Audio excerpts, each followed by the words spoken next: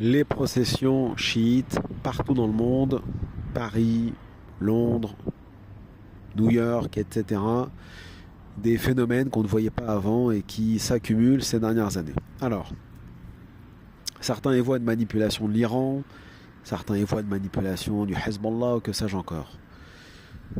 Quoi qu'il en soit, moi je pense que de façon générale, c'est avant tout l'immigration massive et parfaitement incontrôlée qui apporte sur des territoires européens occidentaux des pratiques parfaitement inconnues des occidentaux de façon générale.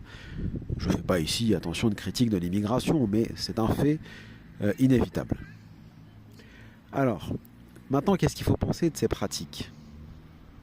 Avant d'aller dans le sens des Européens, des Occidentaux qui s'insurgent contre ces pratiques barbares par ailleurs, on va pouvoir en parler, il serait bon déjà dans un premier temps de rappeler à quel point la majorité, l'écrasante majorité des musulmans du monde entier rejette et condamne fermement ces pratiques, que ce soit la flagellation, l'autoflagellation, que ce soit les scarifications, comme on voit en Irak, à Karbala, Najaf, etc., dans les communautés chiites. Scarifications sur des femmes, des enfants, des bébés, des nourrissons, des pratiques dignes de la jahiliya, de l'ère païenne avant l'islam, ou de ce qu'on voit en Inde, dans certains lieux du monde qui sont encore fortement marqués par le paganisme, le polythéisme, les sacrifices d'animaux, les sacrifices humains, etc. Donc la quasi-totalité des musulmans dans le monde ne sont pas chiites, rejettent le chiisme, condamnent le chiisme et condamnent et rejettent ces pratiques. Maintenant, comment on doit parler avec nos frères en humanité chiites qui pensent que ces processions sont légitimes? Ce serait un sujet un peu complexe sur la légitimité ou non de faire une procession en hommage à Hussein alayhi salam, un descendant du prophète sallallahu alayhi wa sallam, qui a été tué, assassiné sous les Omeyyades, puisqu'il a voulu se lever, soi-disant, je dis soi-disant parce que c'est ce que le narratif chiite et aussi sunnite rapporte. Mais nous, en tant que musulmans, il va falloir qu'on apprenne à délaisser tout cela en fait. Il va falloir qu'on apprenne à délaisser les narrations historiques qui reposent sur des récits parfaitement ahad, c'est-à-dire singuliers pour ne pas dire da'if, c'est-à-dire faibles. Et à partir de ces petites narrations, hadith, athar, riwayat, etc., on a constitué dans certaines communautés de véritables religions à la place de la religion, c'est-à-dire le Coran. C'est-à-dire que désormais, les processions en hommage à Hussein chaque année pour la fête de l'Ashura, l'Ashura, est devenu presque aussi important pour les chiites que le pèlerinage à la Mecque. C'est devenu presque important qu'un pilier de l'islam. Or, ce n'est pas le Coran, ce n'est pas la morale du Coran, ce n'est pas la croyance du Coran, ce n'est pas la spiritualité, le culte, l'éthique, la morale et la jurisprudence du Coran. Le Coran nous dit: adorer Allah, adorer Dieu l'unique,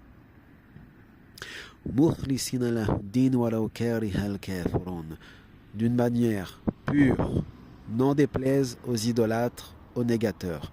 Le verset, c'est la fin du verset ici qui est intéressant, parce que nous rappelle que dans les débuts de l'islam, l'une des particularités fondamentales de l'islam, qui est ce qu'on appelle le tawhid, le monothéisme pur, la ilaha illallah, il n'y a de Dieu que Dieu, un seul Dieu pour l'humanité entière, un Dieu unique qui n'a rien à voir avec les délires anthropomorphistes, etc., etc. Enfin bref, cette adoration d'un Dieu unique était vue dans les débuts de l'islam comme une horreur par les païens, mais aussi par les juifs et les chrétiens qui eux ont été entachés par ce qu'on appelle le shirk, c'est-à-dire le polythéisme.